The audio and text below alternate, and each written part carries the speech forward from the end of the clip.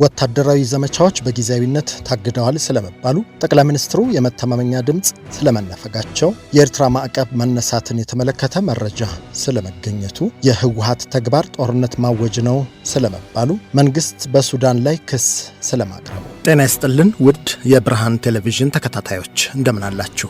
የዕለቱን ዜናዎች ልንነግራችሁ ነው። ዜናዎቹ በፍጥነት እንዲደርሷችሁ ገጻችንን ሰብስክራይብ፣ ሼር፣ ላይክ እንድታደርጉ ኖቲፊኬሽን እንድታበሩና በኮመንት እንድታበረታቱን በአክብሮት እንጠይቃለን።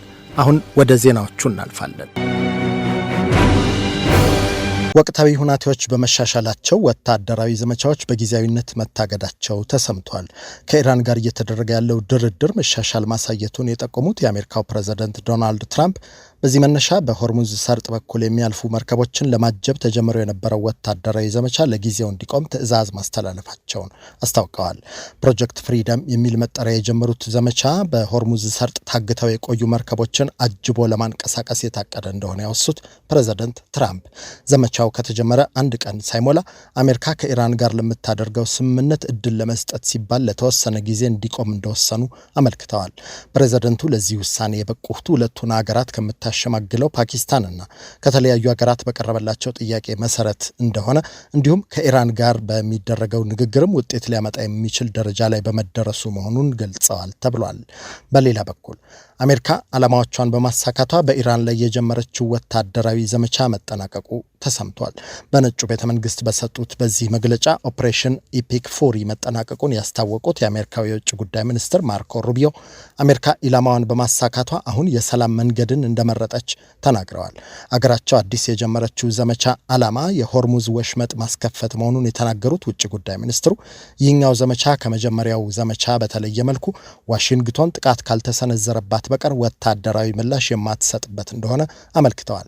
ጦርነቱ ከተጀመረበት ተብሎ በአሜሪካ በኩል የሚጠቀሰው አንዱ ምክንያት ኢራን የኒውክሌር ጦር መሳሪያ እንዳታመርት ለመከልከል እንደሆነ ያወሳው የቢቢሲ ዘገባ አሜሪካ በከፍተኛ ደረጃ የበለጸገ ያለችው የኢራን 408 ኪሎ ግራም ዩራኒየምን ማግኘት በውጊያው ምክንያት ኢራን በወሰደችው እርምጃ የተዘጋው የሆርሙዝ ወሽመጥን ለመርከቦች እንቅስቃሴ ክፍት ማስደረግ ላይ አልተሳካላትም ብሏል።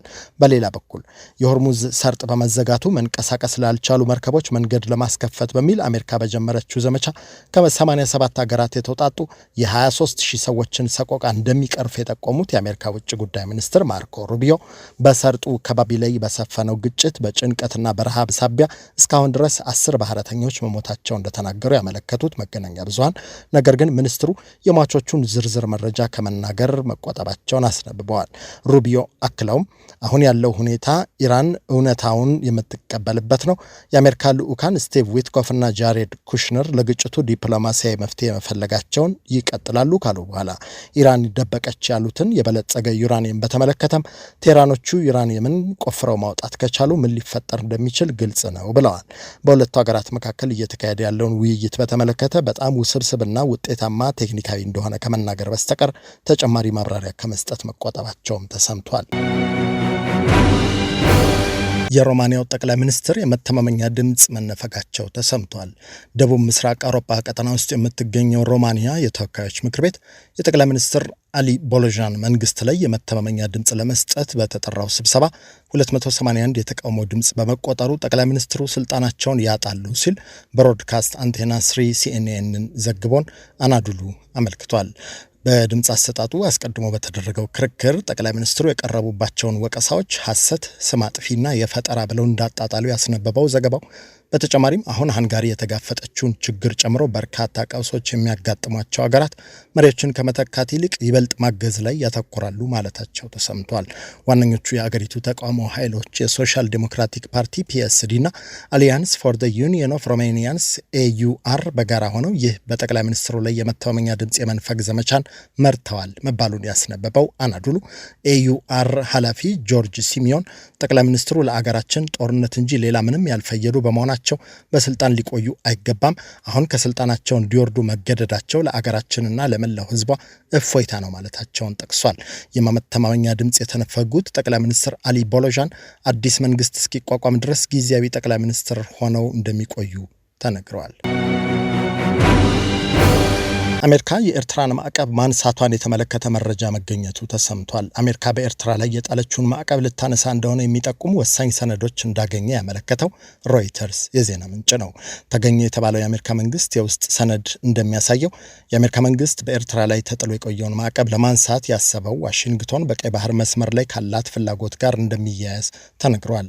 የአሜሪካ እርምጃ የተለያዩ ዓላማዎች እንዳሉት የጠቆሙት የዘርፉ ተንታኞች ውሳኔው በኢራን ጦርነትና በሳዑዲ አረቢያ ምስራቃዊ የባህር ጠረፍ አቅራቢያ የሚገኘው የሆርሙዝ ሰርጥ መዘጋት ሳቢያ በሜዲትራኒያንና በእስያ መካከል የሚደረገው የንግድ ልውውጥ ቁልፍ መተላለፊያ የሆነው ቀይ ባህርን የመቆጣጠር አስፈላጊነት ትኩረት እንዲያገኝ እንዳደረገው አመላክተዋል።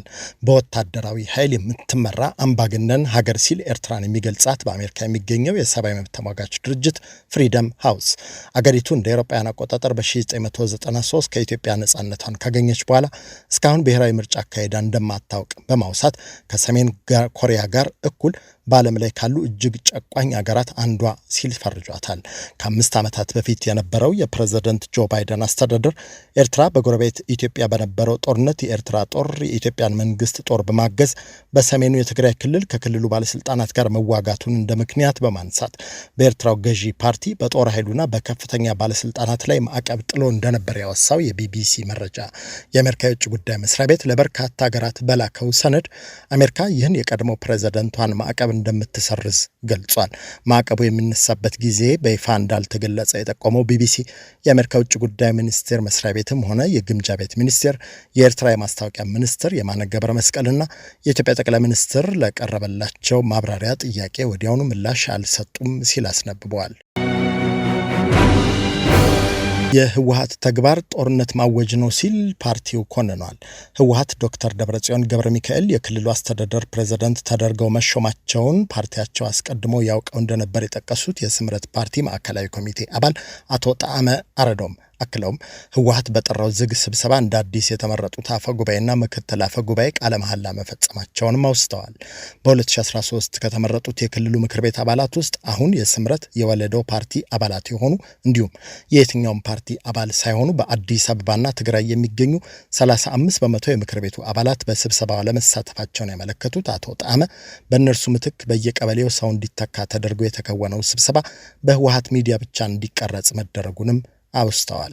ከቲግቫ ኢትዮጵያ ጋር ባደረጉት ቃለ ምልልስ ይህንን የፕሪቶሪያ ስምምነት የሚጥስና ወደ ጦርነት የሚመልስ መንገድ አንቀበለውም ያሉት የስምረት ፓርቲ ኃላፊው ጊዜያዊ አስተዳደሩንና የፕሪቶሪያን ውል በማፍረስ የሚደረግ ሹመት ሌላ ጦርነትን ማወጅ ነው ብለዋል። በሌላ በኩል የፌዴራል መንግስቱ የፕሪቶሪያውን የሰላም ስምምነት አልፈጸመም በሚል ከስምምነቱ መውጣቱን ያሳወቀው ህወሓት ከ5 ዓመት በፊት የነበረውን የክልሉን መንግስት መመለሱን ቢገልጽም በቅርቡ በፌዴራል መንግስቱ የስልጣን ዘመናቸው በ1 ዓመት የተራዘመላቸው ሌፍተናንት ጀነራል ታደሰ ወረደ እስካሁን ምላሽ አልሰጡም። ቀደም ሲል በክልሉ መፈንቅለ መንግስት የሚመስሉ እንቅስቃሴዎች በክልሉ መኖራቸውን ሲገልጹ የቆዩት ሌፍተናንት ጀነራል ታደሰ የህወሓትን ውሳኔ ተከትሎ መግለጫ እንደሚሰጡ ቢጠበቅም በጊዜያዊ አስተዳደሩ ቢሮ አካባቢ በደረሰ የቦምብ ፍንዳታ ምክንያት ወደ ቢሮዎቹ የሚወስዱ መንገዶች ሙሉ በሙሉ በመዘጋታቸው ሳይሆን እንዳልቀረ በተገመተ ምክንያት እስካሁን ያሉት ነገር የለም። ይህንኑ በሚመለከት ከፌዴራል መንግስት በኩልም የተባለ ነገር ባይኖርም ከፕሪቶሪያ የሰላም ስምምነት በኋላ ለመጀመሪያ ጊዜ የጦር ጀቶች በመቀሌ መታየታቸውን የጠቀሱት መገናኛ ብዙሃን ይህም መንግስት አቋሙን ለማሳየት ያደረገው ሙከራ ሊሆን እንደሚችል ይገመታል ሲሉ አስነብበዋል። በሌላ በኩል የጠቅላይ ሚኒስትር አብይ አህመድ የምስራቅ አፍሪካ ጉዳዮች አማካሪ የሆኑት አቶ ጌታቸው ረዳ የህወሓትን እርምጃ በመቃወም በወል ትስስር ገጻቸው ባሰፈሩት መልእክት በልጅነት አእምሮ የቀሩ ደንቆሮች ዛሬም እያፌዙ ደገሙት፣ እንሳቅ ወይስ እናልቅስ? እነዚህ ሰዎች ሳይወገዱ የትግራይ ህዝብ ሰላም አያገኝም ብለዋል። መንግስት በሱዳን ላይ ክስ አቅርቧል። ከኢትዮጵያ የተነሱ ድሮኖች ጥቃት ፈጽመዋል በሚል የሱዳን ጦር ያቀረበውን ክስ መሰረተ ቢስና በውጭ ኃይሎች ትዕዛዝ የቀረበ ሲል ውድቅ ያደረገው የኢትዮጵያ ውጭ ጉዳይ ሚኒስቴር ለተለያዩ የጸረ ኢትዮጵያ ኃይሎች ማዕከል የሆነው የሱዳን ጦር የህወሓት ቅጥረኛ ተዋጊዎችን እየተጠቀመ መሆኑን በመግለጽ ከሷል። የሱዳን ጦር ቃል አቀባይና የውጭ ጉዳይ ሚኒስትር በጋራ በሰጡት ጋዜጣዊ መግለጫ በካርቱም ዓለም አቀፍ አየር ማረፊያ ላይ በደረሰው የድሮን ጥቃት የተባበሩት አረብ ኤሚሬትስና ኢትዮጵያ መሳተፋቸውን ማስረጃዎች እንዳሉት ገልጾ ጥቃቱ ከኢትዮጵያ የተነሳ ነውም ብሏል። የሱዳን ኃይሎች በጋራ በሰጡት መግለጫ ያቀረቡትን ክስ መሰረተ ቢስ ሲል ውድቅ ያደረገው የኢትዮጵያ የውጭ ጉዳይ ሚኒስቴር ባወጣው መግለጫ ይልቁንም በሁለቱ ሀገራት መካከል ላለው የወንድማማችነት ግንኙነት እውቅና ሲባል የኢትዮጵያ መንግስት በሱዳን የእርስ በርስ ጦርነት ውስጥ ባሉ ጠብ ፈላጊ አካላት በኢትዮጵያ የግዛት አንድነትና ብሔራዊ ደህንነት ላይ የተፈጸሙ ከባድ ጥሰቶችን ይፋ ከማድረግ መቆጠቡን አመልክቷል። ከብርሃን ቴሌቪዥን የዕለቱን ዜናዎች ነገርናችሁ። ዜናዎቹ በፍጥነት እንዲደርሷችሁ ገጻችንን ሰብስክራይብ፣ ሼር፣ ላይክ እንድታደርጉ ኖቲፊኬሽን እንድታበሩና በኮመንት እንድታበረታቱን በአክብሮት እንጠይቃለን። በቀጣይ ዜናዎች እስክንገናኝ ጤና ይስጥልን።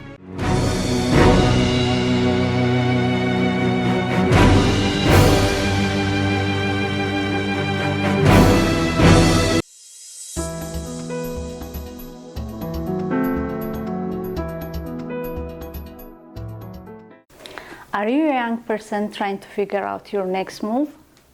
Or a young parent who needs real support, not just advice? We have built something for you. A community, a network, a place where you belong. And mentors who looks like you. Who have been where you are and want to help you get where you are going. Are you ready to take your first step? Go to sankofamentorship.org right now.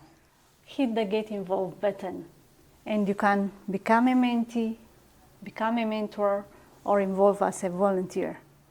And let's build your future together. See you inside!